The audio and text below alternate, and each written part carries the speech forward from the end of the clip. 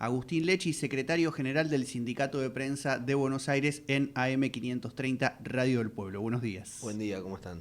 Bien, bien, acá, bueno, con las noticias de la coyuntura que a veces no nos hacen estar tan bien, pero que le ponemos el pecho, como se dice, para el día a día. Quería comenzar esta entrevista, Agustín, preguntándote un poco por cómo estás viendo la situación, no específicamente del gremio de prensa o del oficio, sino más general del sindicalismo en la Argentina, sobre todo en estos últimos meses.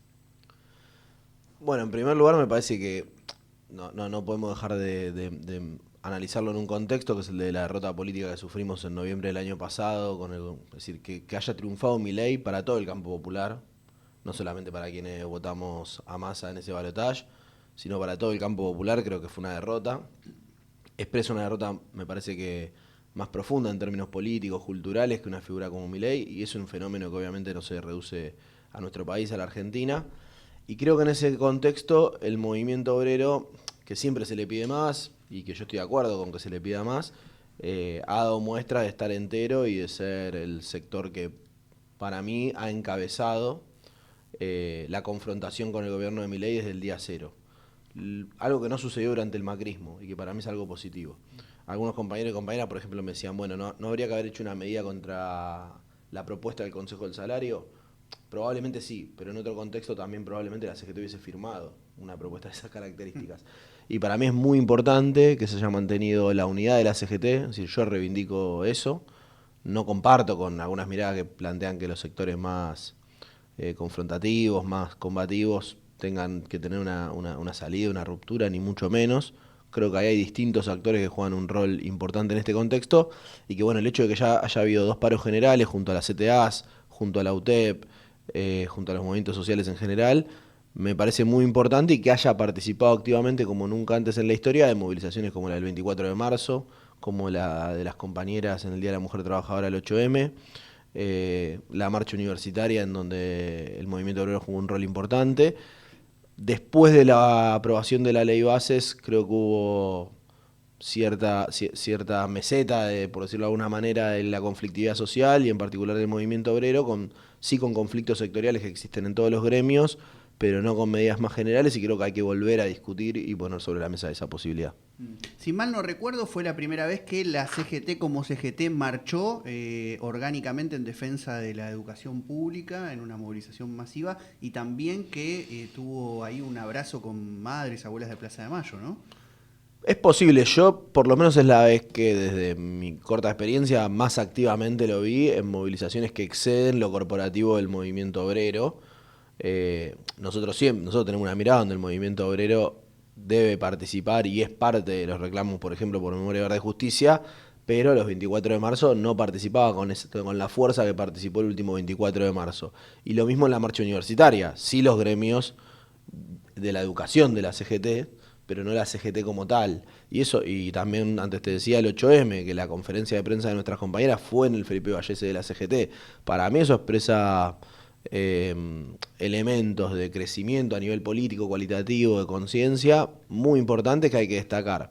¿Alcanza eso? Posiblemente no, pero por algo también yo partía de la derrota que sufrimos, porque a veces se le pide a la CGT lo que como clase trabajadora, lo que como movimiento popular, lo que la política no puede resolver. Me parece bien que se le exija todo lo que haya que exigirle, incluso a los sindicatos, digo, estamos para eso, pero bueno, también hay que entender el contexto y pensar estrategias para intervenir en una etapa que sin duda es compleja, porque lo que se perdió el año pasado, también me parece que hubo una disociación muy grande entre lo que planteamos las organizaciones y lo que terminó yendo a votar la sociedad, inclusive los afiliados a esas organizaciones.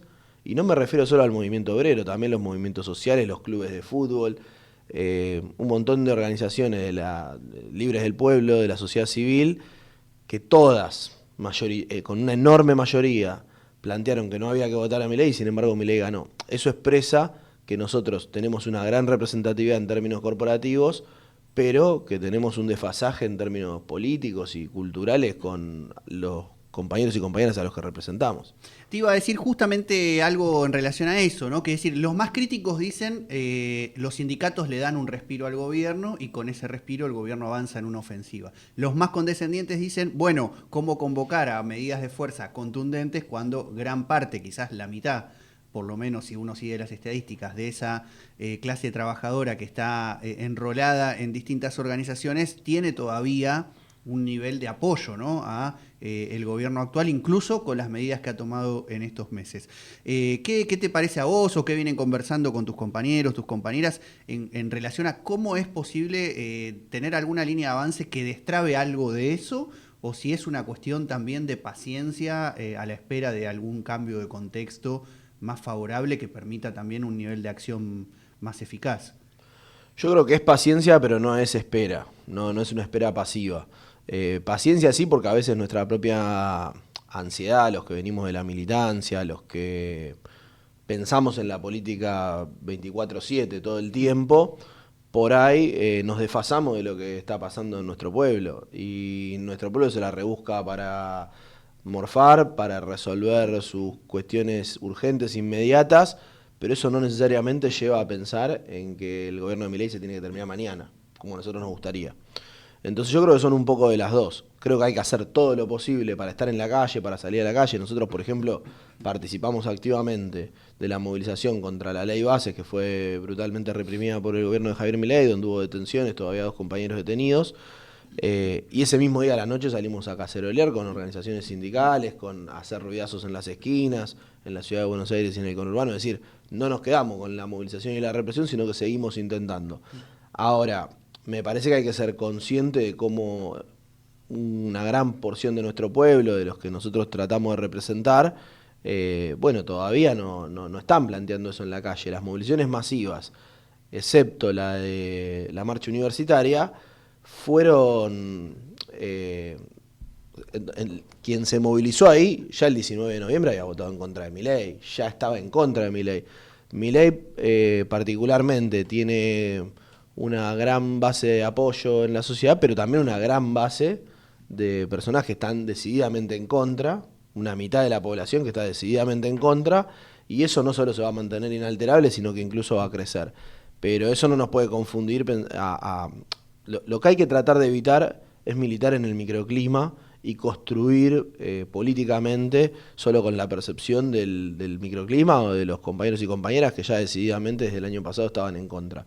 Que obviamente hay que, desde ese sector, de esos sectores, van a ser sin duda la confrontación, y también tenemos que discutir la nueva construcción política que supera este gobierno, que es también lo gran ausente que hay en este contexto. Yo creo que nosotros mostramos capacidad de resistencia, nosotros del CIPREVA en el conflicto de los medios públicos, en TELAM, todo el sindicalismo, creo yo, en sus distintos sectores. Lo que falta también es un proyecto político que enamore, que construya sentido, que se plantee la posibilidad de construir una sociedad diferente, de resolverle los problemas urgentes a nuestros vecinos y vecinas, a quienes viven en nuestro país, y eso hoy no está. Antes de meternos un poquito con la perspectiva más de la política nacional hacia adelante, te quería hacer una pregunta más sobre la situación del sindicalismo. Hay un filósofo militante francés que a mí me gusta leer mucho, se llama Félix Guattari, que ya en los años 80 planteaba la necesidad de, él lo definía así, una reconversión ecológica del movimiento sindical. Y decía, por ecológico entiendo no solo la vinculación de la humanidad con el medio ambiente, sino también una ecología subjetiva, ¿no?, un tipo de formas de procesar el estar en el mundo, y el vínculo con las nuevas luchas, ¿no? Y en ese sentido decía, el movimiento obrero se tiene que abrir a los nuevos fenómenos, y ponía como ejemplo las luchas ecológicas y las luchas feministas, ¿no? En el caso del CIPREVA vienen de hacer una actividad con inquilinos agrupados, reparten bolsones de la Unión de Trabajadores de la Tierra, ha habido, digamos, una presencia de la perspectiva feminista en el activismo. Se ve como un gremio nuevo, ¿no? Y también un gremio con incorporación de nuevas dinámicas, agendas, problemáticas. Quizás más allá de esta iniciativa del CIPREVA, que quizás podés comentar cómo surgen esas inquietudes, esas discusiones, ¿cómo ves eso en relación más al resto del sindicalismo, ¿no? Esa apertura o no hacia nuevas experiencias de la sociedad contemporánea? Nosotros entendemos el sindicalismo no como algo para defender exclusivamente lo corporativo, los intereses inmediatos, urgentes, que sin duda son fundamentales, el salario, los convenios colectivos, el estatuto, sino también para intervenir en las luchas de nuestro pueblo. Y esas expresiones que vos comentabas recién, inquilinos agrupados en defensa del derecho a la vivienda, la Unión de Trabajadores de Tierra, que no es el único, pero es por ahí el emergente más más conocido, la referencia más conocida de la lucha por la tierra desde una perspectiva distinta a lo que se terminaron convirtiendo muchas organizaciones que supuestamente representan al campo, pero en realidad representan a los grandes terratenientes, a los patrones. Las compañeras, obviamente, la emergencia del feminismo, que tiene décadas en la Argentina, pero que en los últimos 15 años tuvo una irrupción con características cuantitativas muy diferentes y cualitativas también, con la lucha por el aborto legal, seguro y gratuito. En los medios de comunicación, la ley de equidad en los medios y un montón de iniciativas para revertir lo que es una opresión de género también en los medios de comunicación muy notable, muy marcada. Así que nosotros entendemos que el sindicalismo inevitablemente está abrazado a esas expresiones. A mí lo que me parece que yo por ahí me quedo en lo que falta ahí. Y creo que lo que peor nos puede pasar es que las disputas que damos cada una de esas organizaciones, nosotros en el campo de la comunicación, inquilinos en el de la vivienda, la UTT en la tierra, las compañeras desde una perspectiva de género, sean luchas fragmentadas y aisladas.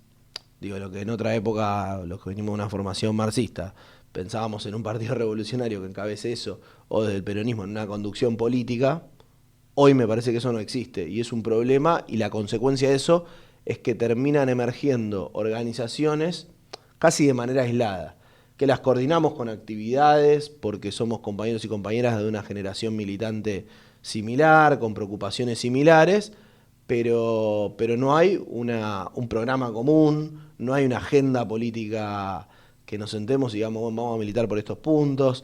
Y creo que eso es lo que está faltando hoy en nuestro país, en el campo popular, sinceramente. Estamos conversando con Agustín Lecci, secretario general del Sindicato de Prensa de Buenos Aires, un poco sobre la situación del sindicalismo en la Argentina en la actualidad, particularmente del gremio de prensa, pero también sobre las perspectivas que pueden tener las y los trabajadores en términos de cómo imaginar un país diferente, una Argentina que en la tradición peronista se decía libre, justa y soberana, y que en la tradición de las izquierdas aparecía siempre con mucha fuerza ideas como la de libertad, igualdad y fraternidad, retomando la Revolución Francesa, pero también todas las luchas del siglo XX. Decías al inicio, complicada la situación de estos meses, ¿no? Una derrota política en la elección del año pasado, pero también una derrota cultural muy fuerte, ¿no? A nivel de valores, de perspectivas, de sentido común, y una cierta situación de ausencia, de carencia, no sé cómo caracterizás hoy, de desconcierto, cómo estás viendo la situación ya más estrictamente política de lo que ha pasado en estos meses, si se reconfigura, se empieza a reconfigurar algo, si todavía es una gran meseta que no logra ver asomar alguna voz, alguna fuerza que pueda plantear otra propuesta para la Argentina. Sí, yo te decía lo de para mí la derrota electoral expresa ese retroceso en términos culturales, ese retroceso en términos políticos, sin duda. Porque que gane una figura como Milei, más allá de que obviamente hay muchas cosas de su discurso de campaña que fueron mentiras, y lo sabíamos, digo, la casta no es lo que ellos denominaban la casta, los sectores de la burocracia administrativa, estatal, política, por decirlo de alguna manera, de la superestructura, enquistados, no son los que están pagando. De hecho vemos Solo basta con ver a los Caputos, Sturzenegger, Bullrich, que se reciclan para ajustar a nuestro pueblo y para entregar los recursos a nuestra patria. Es claro que es el gobierno de las grandes corporaciones, pero a diferencia de lo que pasó, de lo que sucedió con Macri en 2015, Macri tenía un discurso en donde retomaba muchas de las agendas o se cuidaba de sostener discursivamente muchas de las agendas del kirchnerismo incluso. Recuerdo Fútbol para Todos, lo que está bien no lo vamos a tocar, es decir, ganó mintiendo lisa y llanamente. Eso con Milei no sucedió y eso expresa, me parece, un retroceso en términos políticos de nuestra sociedad enorme, que insisto, no es exclusivo de nuestro país. Ahora bien, yo creo que si bien tuvimos esa derrota política, no hubo una derrota social todavía. Y que eso está en juego, está en el aire. Creo que ahí el rol del movimiento obrero, de las organizaciones sociales, fue muy importante en estos 6-7 meses de gobierno, ya casi 8, pero bueno, esa me parece que es una de las claves, si hay una derrota social o no. Creo que la ley de bases no representó eso, creo que el gobierno tiene una gran debilidad también, en términos estructurales, porque su programa económico se choca contra la pared, es decir, ahora aumenta la brecha cambiaria, están reclamando sectores que uno suponía aliados al gobierno en términos estratégicos, en términos estructurales, una devaluación. El gobierno es consciente de que si hay una devaluación se le deteriora el tejido social y eso es un problema muy concreto que está a la vuelta de la esquina y estamos todos medio a la expectativa de cuándo empieza a estallar más la situación en los sectores que están más expuestos en nuestra sociedad, más marginados, con una situación mucho más endeble. Entonces creo que eso está latente y por un lado se juega eso y por otro lado se juega también la reconstrucción política, que para mí no hay que la reconstrucción política de un proyecto emancipador, transformador, que para mí no hay que pensarla solamente en términos electorales. Sin duda los tiempos electorales son fundamentales, pero no tiene que mirarse con esa perspectiva solamente, porque si no volvemos a los problemas que hemos repetido como campo popular en los últimos 10, 15 años, que nos llevan a fórmulas que son un fracaso antes de ser un fracaso electoral, ¿no? Como era la fórmula de Massa, que encabezaba Massa, o Scioli en su momento, o incluso Alberto Fernández con Cristina, que bueno, el resultado de ese gobierno es que hoy Milei sea presidente. Entonces nosotros tenemos que pensar eso y para mí hay expresiones. En mi caso particular, yo vengo militando en torno a espacios que están construyendo en torno a Axel en la provincia de Buenos Aires. Me parece que no es la única expresión. La de Juan Grabois con el Frente Patria Grande también me parece muy interesante.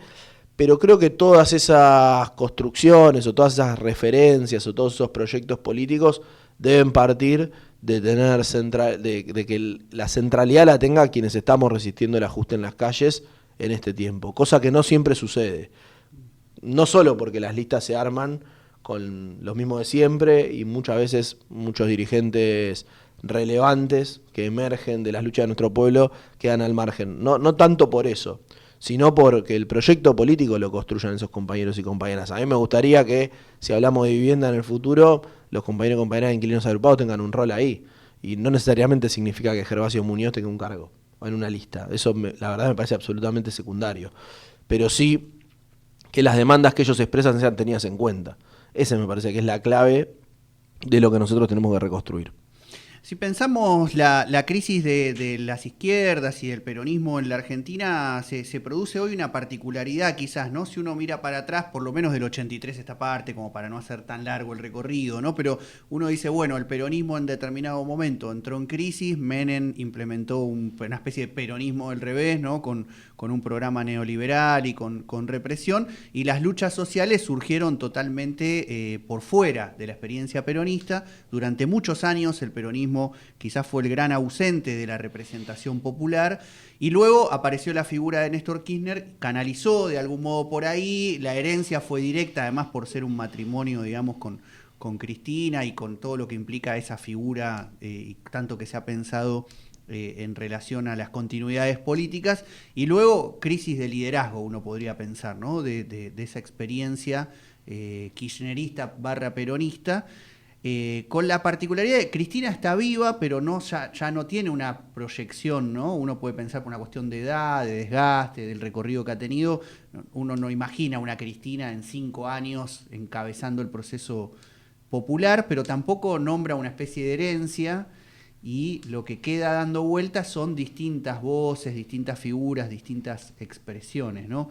¿Cómo ves más en relación a la tradición peronista y lo que implicó el kirchnerismo para ella, esta situación actual, ¿no? Vos decías, bueno, está Axel, aparece quizás Grabois desde los movimientos sociales, está Máximo expresando quizás ese kirchnerismo más puro y duro, y parece que entre todos esos sectores, más otros, no logra conformarse una fuerza con mayor capacidad de unificación de planteos, ¿no?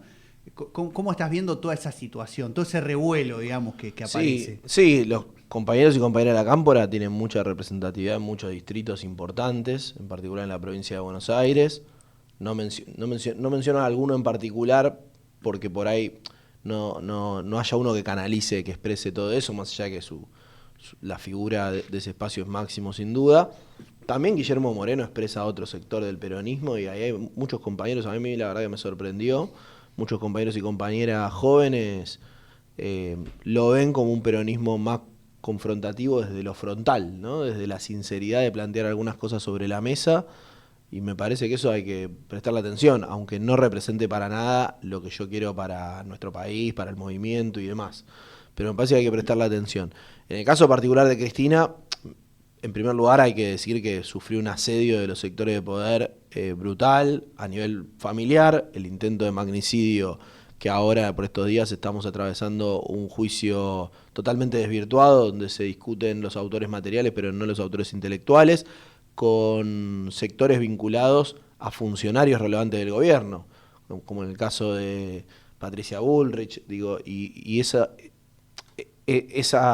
vía de investigación está disociada del intento de asesinato material, de los autores materiales del asesinato, y eso a mí la verdad que me parece absolutamente preocupante ya para la democracia, no solamente para nuestro campo popular. Inevitablemente creo que eso ya la debe haber afectado, y no jugó el rol de conducción del conjunto del movimiento, ni durante el gobierno de Alberto Fernández, ni con posterioridad. Y eso genera el escenario que vos describís, que yo lo comparto. Ahora hay que ver qué surge de la situación en la que estamos.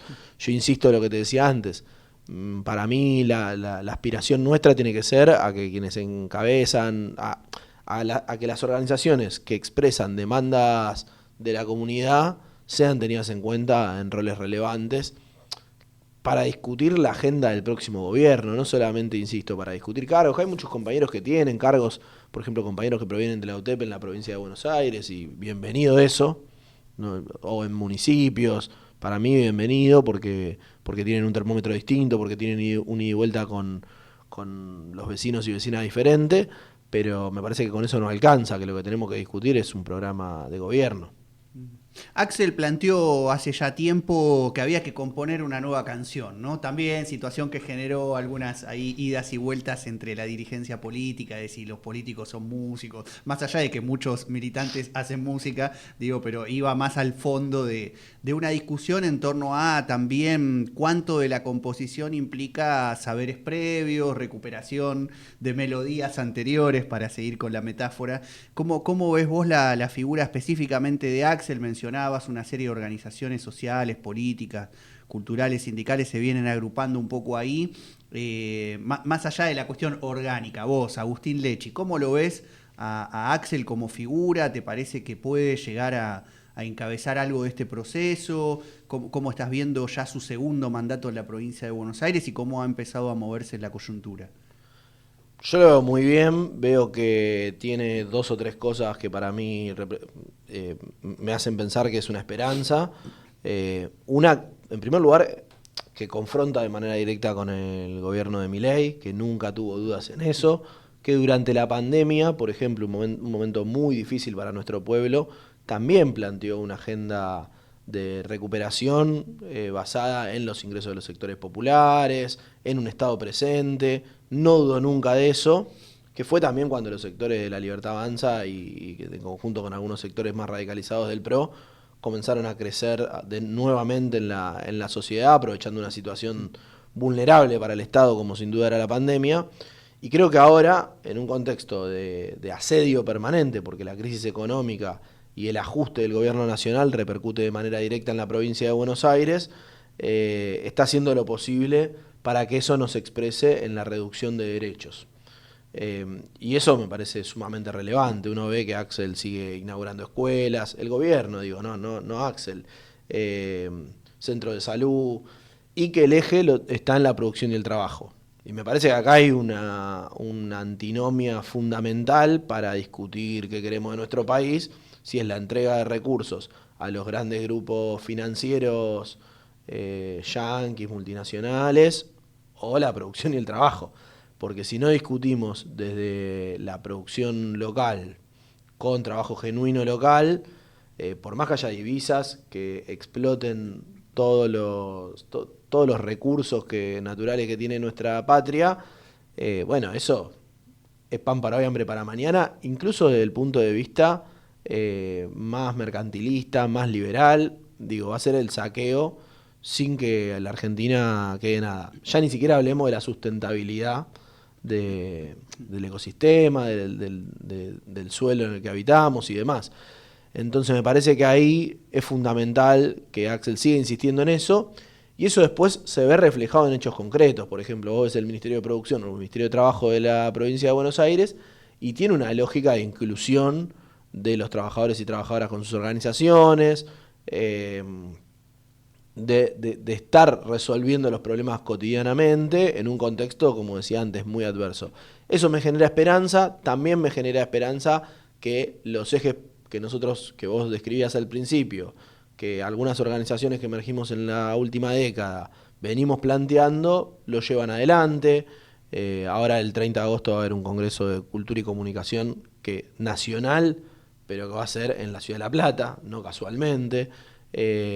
Bueno, tiene un ministerio de ambiente muy activo con una mirada popular, lo cual no siempre es sencillo. Digo, hay una mirada de sectores del peronismo que las demandas medioambientales son demandas ONGistas, de sectores pudientes, cuando no es así, y creo que el ministerio que impulsó la provincia de Buenos Aires viene haciendo una construcción en ese sentido. El Ministerio de Género lo mismo, seguramente con limitaciones, con problemas. Yo no conozco el detalle particular de la gestión. Alguien me puede venir y decir esto es un desastre, esto sí, esto no, y puede ser real, pero digo, me parece que son elementos positivos en un contexto muy adverso.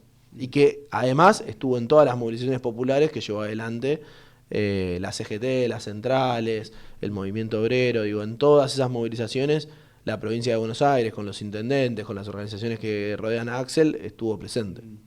Si bien no fue un dirigente estudiantil, digamos, que haya emergido de las tomas de facultades y de las grandes movilizaciones de los años 90, del 2001, quienes venimos un poco de aquella época recordamos un Axel transitando reuniones de, por ejemplo, el espacio de la UBA Independiente, ¿no? Y compartiendo esa experiencia vinculada también a Madres de Plaza de Mayo, el movimiento piquetero, etcétera, ¿no? De algún modo hoy es uno de los posibles candidatos a la presidencia. En el caso de los nombres que vos también trajiste aquí, un poco de los que encabezan las distintas organizaciones, también hay una franja etaria, ¿no? Que uno piensa va de los 30 y pico, 35 a los 55, ¿no? Es decir, que hay algo ahí también de un recambio en las organizaciones, en la política argentina, y en particular el CIPREVA es un gremio nuevo, pero también con mucha gente joven, ¿no? Se ve el Sindicato de Prensa de Buenos Aires, un poco de la mano de lo que fue también la experiencia de Subterráneo, los metrodelegados, ¿no? Que surgieron ahí un poco armando los cuerpos de delegados, el trabajo de base, como se decía en la militancia, muy de hormiga, y que luego en algún momento se expresó con mucha fuerza en la conformación de un nuevo sindicato. En el caso del CIPREVA, ¿ya lleva cuánto tiempo como sindicato? Formalmente 9 años, el 7 de junio del 2015 fue el día de la fundación. ¿Y vos tenés cuántos años? 38. 38, o sea que más o menos está un poco esa experiencia dando vuelta. Cagaba palos, pero 38. Para ir cerrando un poco esta conversación, me gustaría que comentaras un poco cómo fue también tu recorrido de politización, cómo llegaste, digamos, a ser secretario general del Sindicato de Prensa de Buenos Aires. Vos decías, viniendo de una militancia previa. Sí, yo milito medio desde siempre. Yo me considero hijo de la generación que luchó en los 90 contra el neoliberalismo y del 2001. y en particular de la lucha, de la referencia de Darío. Yo estaba en cuarto año cuando fue la masacre de Avellaneda y nos marcó mucho.